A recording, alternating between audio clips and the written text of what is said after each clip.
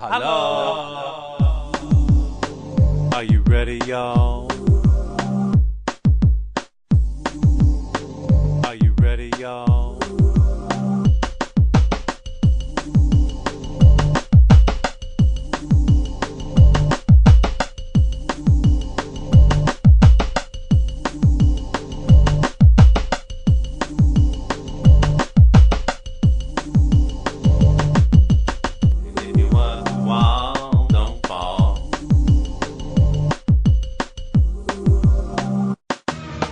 First stop sheepfold, then a train, not a cab full. The central station in the morning. Chuck your bags and head to Barney's breakfast. You will need for days up on your feet. Pick yourself a bag of weed. Ha. Next stop a rokery. Let me see. 1, 2, 3. Reggae at the Bush Doctor. Hip hop, tweeter, comma. Good hash I heard at the Bluebird. That how we do it, y'all? Coffee shop crawl. Frederick Polak, and you may have a new question.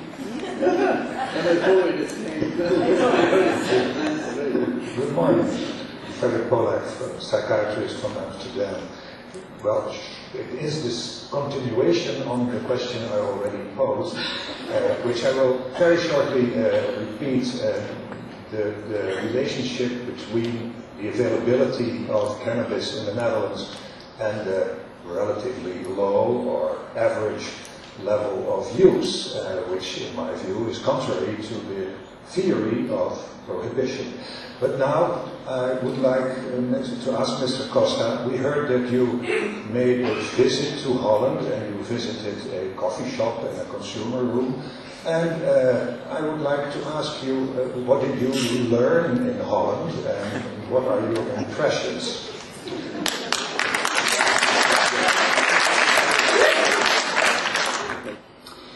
Regarding Mr. Polak continuing questioning on the very same issue, the relationship between availability and level of use.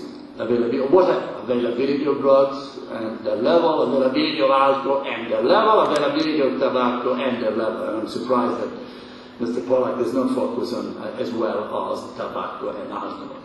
Yes, indeed. For a number of reasons. I'm very close to the Netherlands, emotionally, culturally, and many other reasons in a country that I respect. I decided, in order to address as scientifically as we could possibly do, I decided to travel in a study mission to Amsterdam, the core, if you wish, of initiatives which are obviously quite problematic, like the coffee shops, or for that matter the sex windows. Women are exposed in windows at street level. I decided to go there. It was a very interesting session a couple of weeks ago. I met with the mayor at the outset, with senior officials from the administration. We learned about what the policy they are pursuing, the municipality of Amsterdam, not the Netherlands at large. And then we had a second and final session late in the afternoon to conclude in terms of appreciation. We are producing a discussion paper which will be posted on our website very soon. So Mr. Polak, wait a few more days and then you will enjoy our conclusions. But our conclusions are along the line of what I've been saying since a long time. Availability causes use. And the city of Amsterdam is characterized by rates of drug addiction, I'm referring to cannabis use, 3 times greater than anywhere else in Europe.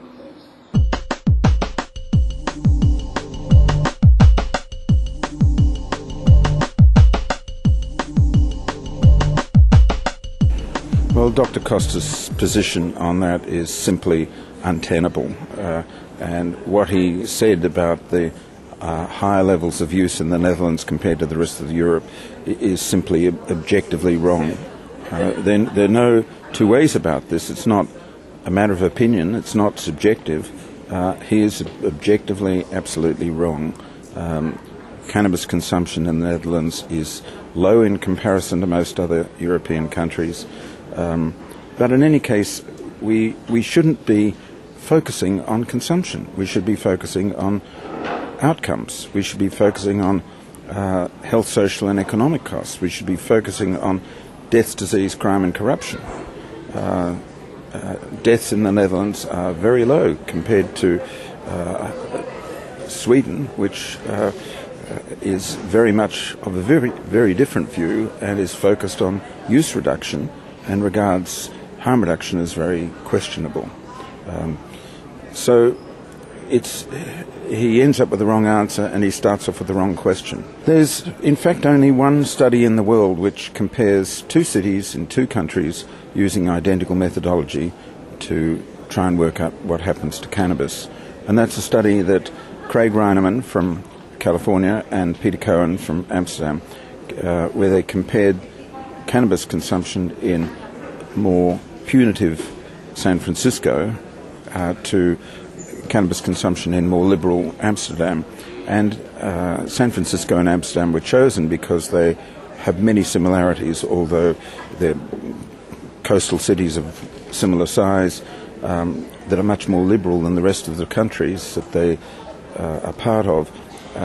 But in any case, when they polled residents in a meticulous methodology that was identical in both countries, what they found was that the proportion of residents who had smoked cannabis more than 25 times was 39% in San Francisco, 12% in Amsterdam. There were minor differences in age and the percentage of married people, those sorts of things, but not near enough to account for a threefold difference. When they asked people who had smoked cannabis whether they had been offered heroin, cocaine or amphetamine the last time they purchased cannabis, 51% of San Francisco residents compared to 15% of Amsterdam residents said that they had been offered these more serious illicit drugs. And so that's an argument for the separation of markets, which the Dutch have long believed to be something that they've achieved with their more liberal approaches to cannabis. Now, if drug policy analysts want to see heroin, cocaine, amphetamines and cannabis supplied by the same dealer, then San Francisco's your choice. If, on the other hand, you want to see heroin, cocaine, amphetamine market and the cannabis market kept apart, then Amsterdam is the choice. Depends what people want to achieve. Personally, I would want my family and friends to purchase cannabis, if they're going to purchase cannabis from someone not trying to sell them heroin, cocaine, and amphetamine. Coffee shop crowd. Lacana, Pink Floyd, I want. Lacana, Pink Floyd, I want. Any day or 20 Cafe. Kingston, man.